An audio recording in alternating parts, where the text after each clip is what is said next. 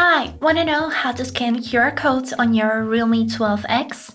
So, as a first step to scan a QR code, we would need to, of course, find it. So I have taken this instruction from this exact phone with this little QR code that you can see at the front.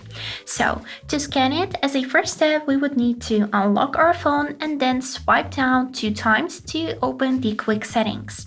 Then, between all of these buttons, we would need to swipe to the left to open the second page and here find this button which is named QR code. So click on it to open the scanner, and now we would need to put our QR code at the front of the camera so we can scan it. So I'll put it like this, and we would need to position our QR code in this frame that you was able to see at the screen. So let me show it to you once more. So here we got the frame, and now we would need to put our QR code right here.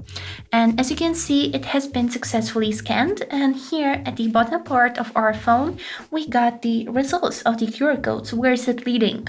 So by clicking on the button open, I'll get to downloading file because this QR code is starting process of downloading copy of these files on my phone. And this is it. Now you know how to scan QR codes on your Realme 12X. I hope this video was helpful and thank you for watching.